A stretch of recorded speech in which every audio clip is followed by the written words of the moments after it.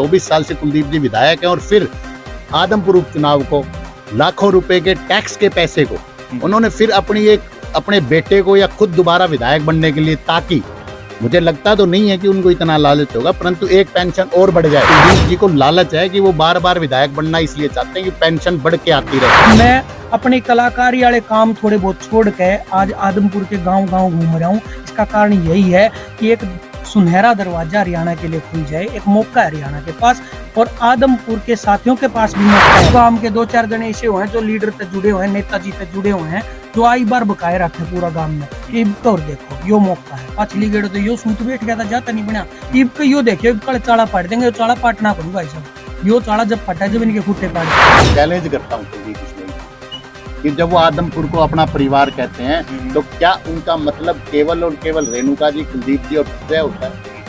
अगर उनका मतलब 1,65,000 मतदाता है तो वो क्यों नहीं वो सुंडावास के, क्यों नहीं ढाणी मोहब्बतपुर के, क्यों नहीं सलेमगढ़ के, क्यों नहीं सदलपुर परिवार कहना बनता? कांग्रेस पार्टी में अपना मामला ठीक किया, लोगों से मेलजोल शुरू किया। कुलदीप जी अपनी हरियाणा जनहित को बंद बुंद करके कांग्रेस में आ पड़े।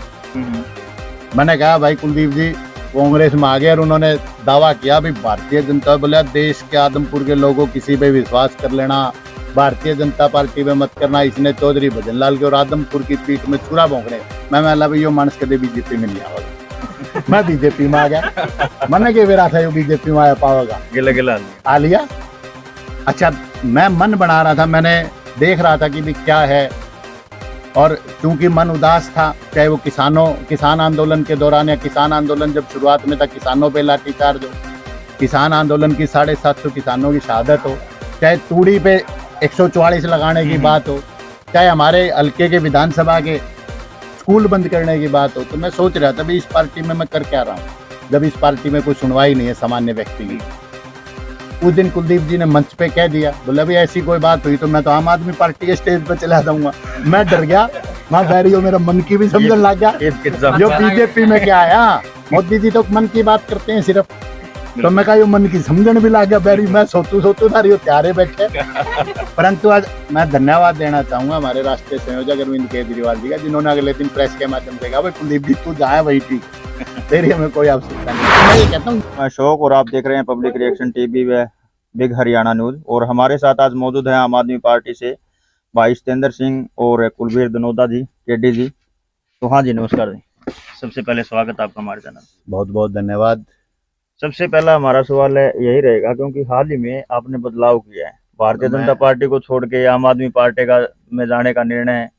देखो मैं तो आपको एक निवेदन और करना चाहूँगा कि आज हम सुंडावास गांव में आज जो जनसंपर्क का हमारा आज के दिन का जो आखिरी गांव था, तो हमारे बीच में, मैं तो आप लोगों के बीच में हमेशा ही रहता हूँ, आज हमारे बीच में एक बहुत ही लोकप्रिय शख्सियत जिन्होंने हिंदुस्तान का और हिंदुस्तानी संस्कृति का नाम ना केवल हिंदुस्तान में अपितु विदेशों में भी हमें लोकप्रिय किया। तो मेरा निवेदन है आप लोगों से कि आज हम केडी भाई पे ही केंद्रित रहें।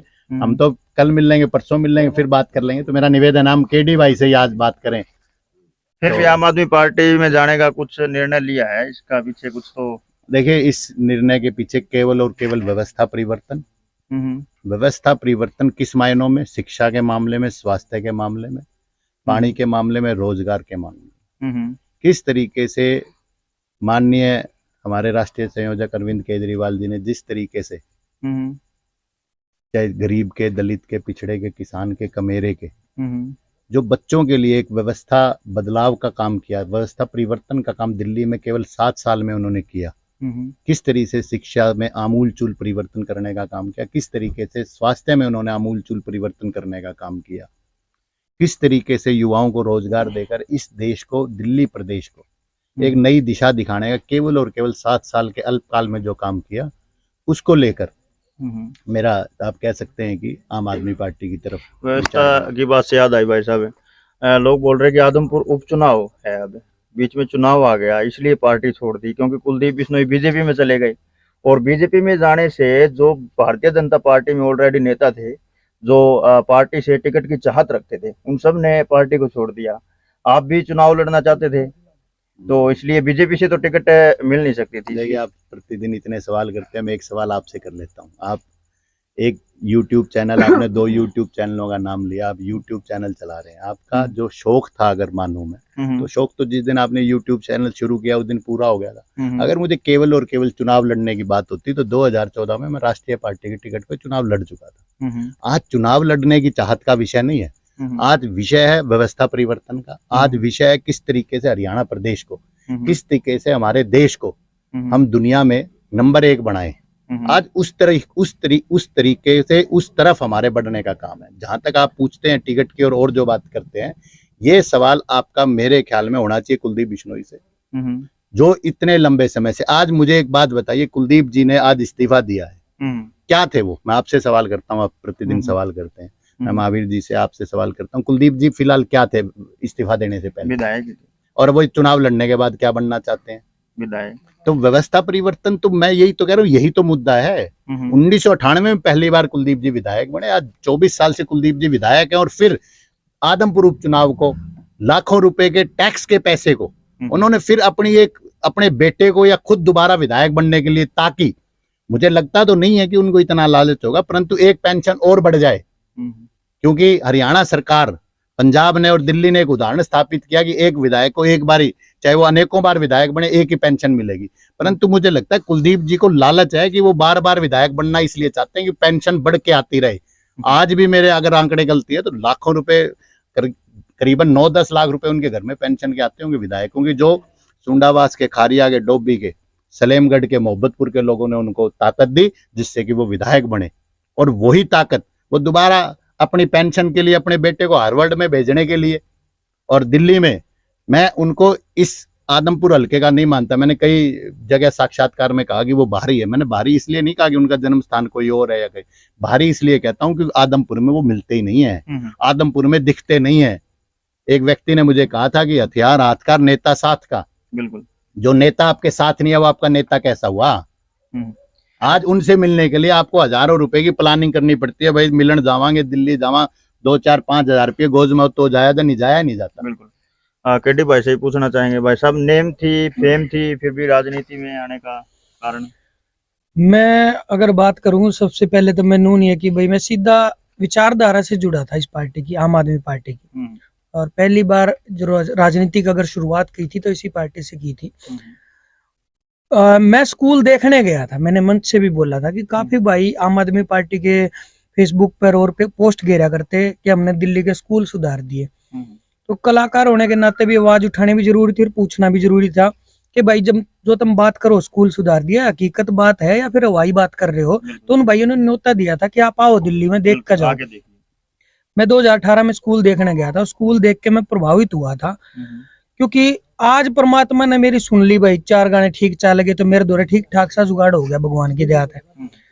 अगर मैं नहीं कर पाता कुछ, और फैमिली बैकग्राउंड जब अगर आप मध्यम वर्गीय परिवार से आते हो तो बहुत सारा खुल का आप नहीं खेल सकते कई चीजों में। भाई क्योंकर बालक पढ़ाने हैं, क्योंकर खुद का जीवन यापन करना है, क्योंकर गाड़ी घोड़ा रखना है, वो सारी चीजें एक सपने की तरह होती है गरीब परिवार में।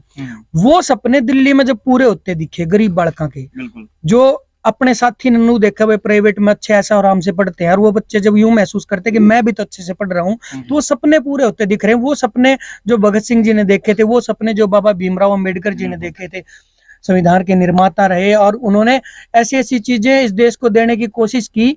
लेकिन बीच में जो लोग आए, जो उनके नाम पे वोट बैंक करने आए या उनके नाम पे राजनीति करने आए, उन्होंने बच्चों से अधिकार छीन लिए। छोटे छोटे बच्चों से, जिनकी आंखों में सपने थे, उनके सपने मार दिए। उन्हीं सपनों को साकार करने की जिम्मेदारी हर कलाकार की भी है, खिलाड़ी की भी है। जिसको लोग सुनते हैं उसकी जिम्मेदारी बनती है कि 4 साथियों को और जोड़ो अच्छी विचारधारा के साथ। पहली ऐसी पार्टी देखी जो जात पात की राजनीति नहीं करती, जो धर्म की राजनीति नहीं करती, जो राजनीति करती है तो सिर्फ बच्चों की करती है, पढ़ाई की करती है, शिक्षा की करती है, स्वास्थ्य की करती है, लोगों की सुविधाओं की करती है, महिलाओं की सेफ्टी की बात करती है, जो मुद्दों की बात करती है, जो जरूरत है। हमने आजादी के 70 साल बाद जो बेसिक जरूरत है वो पूरी नहीं हो रही हमारी, उनकी जो जरूरत है उस पर राजनीति करती है। और यही कारण है कि मैं अपने कलाकारी वाले काम थोड़े बहुत छोड़ के आज आदमपुर के गांव गांव घूम रहा हूँ। इसका कारण यही है कि एक सुनहरा दरवाजा हरियाणा के लिए खुल जाए, एक मौका है हरियाणा के पास, और आदमपुर के साथियों के पास भी मौका है। आप इस झंडे को फहराने वाले पहले आदमी होंगे। वो क्या नहीं कर बालक विदेश में खेलन जावे, और भाई झंडा कौन आगे लेकर चलेगा।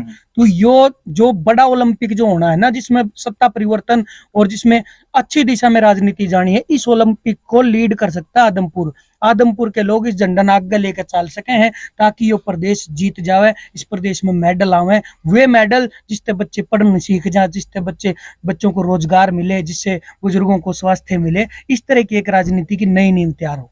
बिल्कुल जी केडी जी, जिस तरीके से आपने संगीत की दुनिया में जलवा बिखेरा है, क्या आदमपुर में उसका रिएक्शन देखने को मिलेगा? देखो, इस यहाँ जलवा मेरा नहीं कहूंगा मैं कि मेरा कोई जलवा की बात करूंगा, मैं तो यहाँ मुद्दों के जलवे की बात करूंगा कि आदमपुर के लोगों को खुद समझना चाहिए कि केजरीवाल जी की जो नीति है, जो स्कूल सुधारे हैं, उस जलवे की तरफ आप जाओ। अब पंजाब की अगर बात करूं, वहां तो कोई ये नहीं कि मैं वहां भी गया हूं, लेकिन पंजाब के लोगों को खुद समझ आ गई कि हम जिस राजनीति की दलदल में घुस रहे हैं, जिनके दादे परदादे बालकन हम जिताते आने लग रहे हैं, उन्हें हमारे खातर क्या करे हैं। वो तो अपने अपने बालकन की सोच रहे हैं, अपनी बढ़िया कोठी बनाए हैं, बढ़िया गाड़ियां में घूमे हैं, अपने बालकन विदेश में पढ़ाए हैं। जो आम मजबूर आदमी है, जिसने बेचारा इस उम्मीद पर वोट दिया हर बार कि भाई इब और देख ले, खुद नहीं सोचता होगा तो गांव के 2-4 जने ऐसे हुए हैं जो लीडर तक जुड़े हुए हैं, नेताजी तक जुड़े हुए हैं, जो आई बार बकाए रखे पूरा गांव में कि इब और देखो यो मौका है। पाछली गेड़ तो यो सूत बैठ गया था, जाता नहीं बना, इब का यो देखियो, इब कल चाड़ा पाट देंगे। यो चाड़ा पाटना को नहीं भाई साहब, यो चाड़ा जब पटा जब इनके खुट्टे पाट दोगे, ये खुट्टे पाटेंगे तो चाड़ा पाटेगा, एक नई दिशा तैयार होगी, एक नई राजनीति तैयार होगी। केडी जी, चाड़ा ये कौन पाट सकता है अपना यहाँ पे आदमपुर से, आपकी तरफ से? मैं तो नुकूंगा चाड़ा पाड़ने का इन पे भी मौका था, जिसको अगर लगभग मेरे ख्याल से 1968 से एक ही परिवार यहाँ जीतता रहा, इससे ज्यादा मौका तो राजनीति में क्या मिला करे। इतने मौके में तो मेरे ख्याल से एक भी गांव में कहीं कीचड़ नहीं होना चाहिए, हर गांव में स्टेडियम होना चाहिए, हर गांव में स्कूल अच्छे होने चाहिए। इतना मौका देने के बाद तो सबको पता है कि चाड़ा जिन पे नहीं पाटा उन नहीं छोड़ दो। सुंदर जी, मेरा सवाल ये था कि आप किसको जिम्मेवारी दे सकते हैं चाड़ा पाटने की? चाड़ा पाड़ने की पार्टी जिम्मेदारी देगी, तो पार्टी की एक बात गारंटी है कि पार्टी जिसको जिम्मेदारी देगी उसकी साफ छवि होगी और ईमानदार आदमी होगा।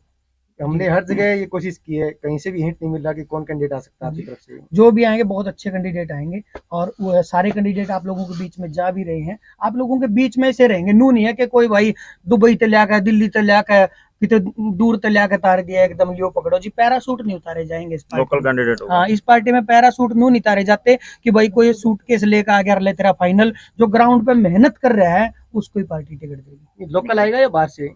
वो पार्टी डिसाइड करेगी, वैसे लोकल ही आएगा। पार्टी का जो कैंडिडेट आएगा बाहरी नहीं होगा लगभग। बिल्कुल। तो लोकल में तो कई कैंडिडेट एक्टिव हैं। असल में ये मेरा डिसीजन नहीं है, पार्टी की हाईकमान का डिसीजन है। मैं कहता हूँ कि पार्टी जिसको जिम्मेदारी देगी वो लोगों के बीच में से होगा, वो आम आदमी की मजबूरियों को भी जानता होगा, उसने हर गांव गली भी देखी होगी, हर आदमी को भी पर्सनली जानता होगा। आपके बीच में से कैंडिडेट आएगा। केडी जी, हम तो मैक्सिमम टाइम आपको सुंदर जी के साथ देखते हैं जी। मैं तो सबके साथ, पार्टी के प्रचार के लिए आप भी कल को ये कहोगे कि मैं मीडिया का साथी हूँ, लेकिन मेरा आपके विचारों को सुन के ये मन है कि मैं भी इस पार्टी का प्रचार करना चाहता हूँ। मेरे साथ 4 गांव में जाकर आना है। आप तड़का फोन कर दिया, आप ये माइक लेके फिर चलेंगे। बिल्कुल।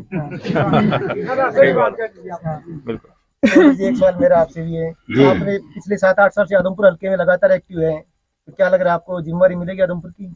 देखिए, जैसा कि केडी भाई ने बताया, अनुराग जी हमारे राष्ट्रीय सलाहकार हैं और पीछे अरविंद केजरीवाल जी हमारे राष्ट्रीय संयोजक आए थे। तो इन्होंने एक बात बड़े अच्छे से एक बात रखी थी और उस बात से मैं भी पूरी तरह सहमत हूँ कि आम आदमी पार्टी का जो उम्मीदवार होगा वो आम आदमी होगा, वो किसान का, मजदूर का। जो आदमपुर की जो इतनी लंबी, मैं ये कहूँगा कि जो एक तरह से कुछ लोगों ने इसको अपनी रजिस्ट्री मान लिया है, इसको अपनी दादालाई मान लिया है, इसको जो तोड़ने का काम करेगा। और आप देखिए, जैसा कि केडी भाई जी ने बताया अभी कि पैराशूट से नहीं होगा।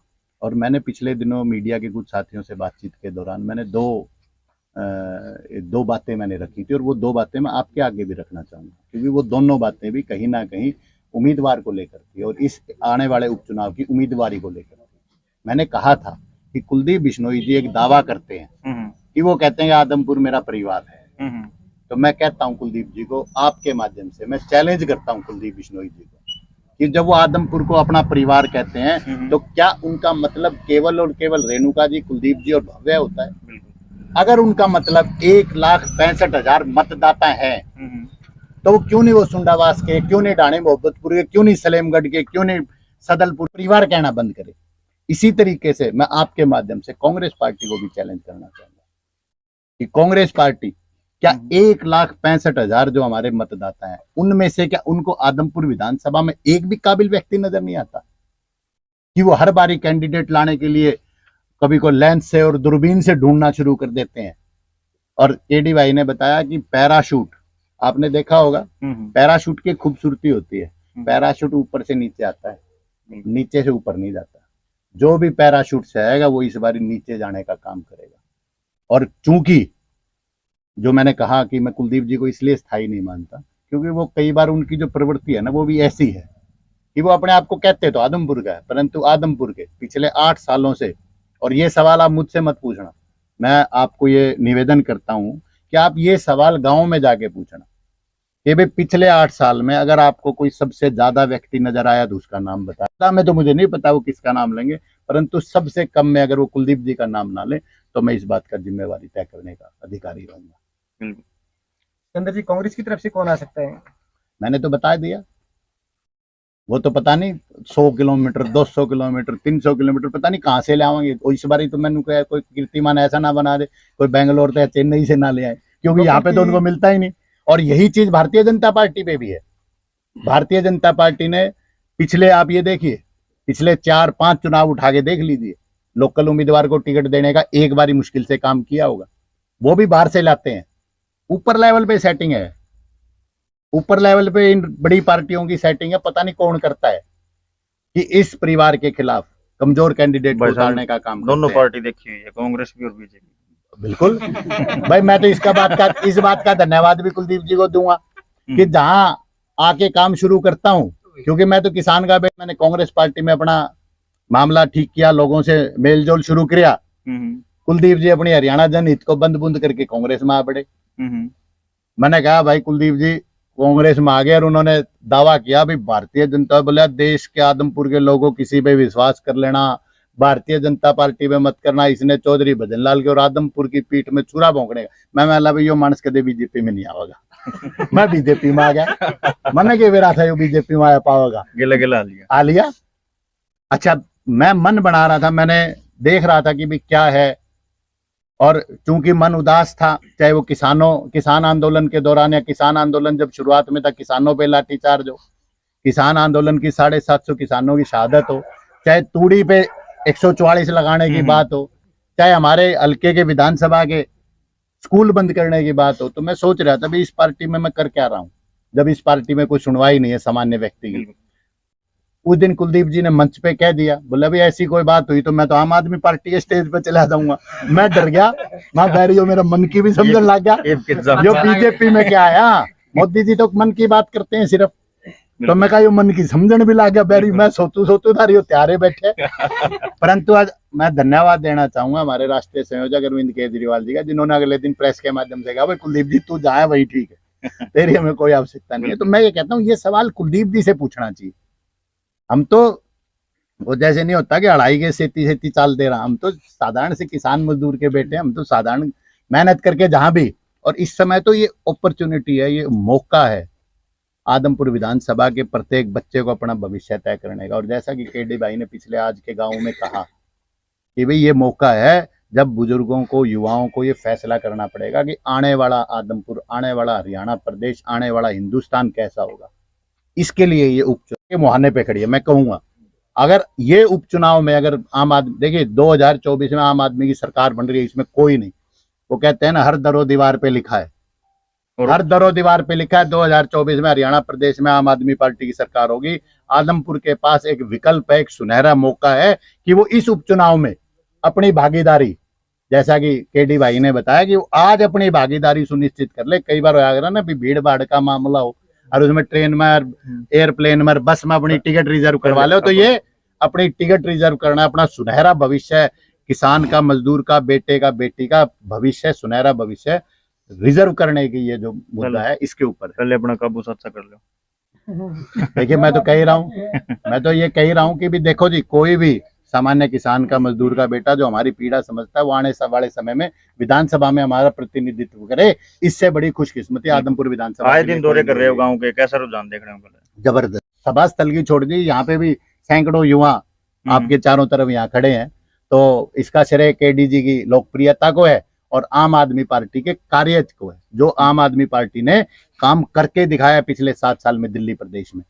और मैं तो कहूंगा पीछे अनुराग जी हमारे राष्ट्रीय सलाहकार आए थे दानी मोहब्बतपुर, उन्होंने कहा था 1141 बच्चों का दाखिला करवा दिया सरकारी स्कूल में पढ़े हुए।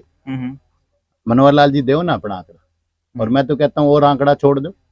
पिछले दिनों में एक कवि को सुन रहा था, उस कवि ने कहा कि इस देश की खूबसूरती यह है कि अनपढ़ व्यक्ति भी शिक्षा मंत्री बन जाता है। बिल्कुल। और आप हरियाणा के एजुकेशन मिनिस्टर की मुझे एजुकेशन क्वालिफिकेशन बता दीजिए। उसके अंदर जी 3 साल तकरीबन आप सरकार के साथ रहे थे। 3.5 साल। सॉरी 3.5 साल। तो आपने कितना काम करवाया इस हल्के में? मैं वही तो कह रहा हूँ कि उस परिस्थितियों को देख के मैं हैरान था। और मुझे आप कई बार हास्यास्पद बयान लगता है जब कुलदीप जी कहते हैं मैं 26 साल का वनवास खत्म कर दूंगा।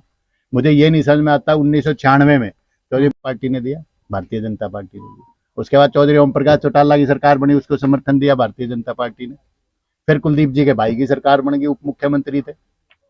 अब मुझे ये नहीं समझ में आता, वो आदमपुर के हल्के की लड़ाई लड़ रहे थे, अपने भाई से लड़ाई लड़ रहे थे कि उप मुख्यमंत्री भाई था, पिताजी विधायक थे, चाचे का लड़का विधायक था, खुद मेंबर पार्लियामेंट थे। हिंदुस्तान में इससे बड़ा मौका नहीं मिलेगा कि एक परिवार के 4 सदस्य किसी ना किसी रूप में विधानसभा और लोकसभा में थे, और फिर भी उनको कांग्रेस अच्छी नहीं लगी। आप मुझे बताइए ना, आप सवाल कुलदीप जी से करिए। मैं तो देखिए, मैं तो सामान्य सा आदमी हूँ, मेरा तो आप कभी भी कान पकड़ के कुछ भी पूछ लेना। कुलदीप जी से पूछिए 2005 में ऐसी क्या राजनीतिक मजबूरी थी उनकी। और फिर उसके बाद जब उन्होंने अपनी पार्टी बनाई, आज मुझे बताइए ना, 2008 तक तो उप मुख्यमंत्री चंद्रमोहन जी थे, 12 साल का वो कार्यकाल, और 8 साल से अब 20 साल से भारतीय जनता पार्टी परोक्ष या अप्रत्यक्ष रूप से सरकार में साझेदार रखने की जरूरत नहीं है कि भारतीय जनता पार्टी ने कितना काम किया। ये सवाल कुलदीप जी से पूछो आप। भाई आप ये मानते हो कि 8 साल में कोई काम नहीं हुआ? कुलदीप जी कहेंगे हाँ बिल्कुल नहीं हुआ। तो भाई मुख्यमंत्री के लेने गया तो मुख्यमंत्री पे तो आरोप लगा रहा है, भाई इसका मतलब मुख्यमंत्री ने काम ही नहीं किया ना। ये मेरे सवाल का जवाब तो मुख्यमंत्री कुलदीप जी खुद ही दे रहे हैं, बल्कि मुख्यमंत्री जी को उनसे पूछना चाहिए कुलदीप जी से। भाई साहब ने पूछा आपने 3.5 साल में क्या किया था? मैं वही तो बता रहा हूँ, जब 8 साल और 20 साल में कुछ नहीं हुआ, कुलदीप जी खुद अपनी भाषा मुंह से कह रहे हैं, सांसद होते हुए, विधायक होते हुए वो 26 साल में कुछ 24 साल में कुछ नहीं करवा पाए। मैंने प्रयास किया और हाँ मैंने काम करवाए सामाजिक व्यवस्था के माध्यम से, और जो व्यक्ति जिनकी इच्छा शक्ति थी और जो अधिकारी काम करने के इच्छुक थे। यहाँ पर सबसे ज्यादा जो इच्छा शक्ति का अभाव है काम करने को, में खोसण का काम हो रहा है। तो अब नए कामों की तो उम्मीद ना करिए। बिल्कुल, चलिए जी, धन्यवाद। तो आपने देखा कि आम आदमी पार्टी से सत्येंद्र सिंह और कुलबीर धनोदा जी लगातार जो आदमपुर हल्के के दौरे पर हैं, और आप देख सकते हैं। आपकी इस वीडियो पर क्या राय है हमें कमेंट करके जरूर बताइएगा। धन्यवाद।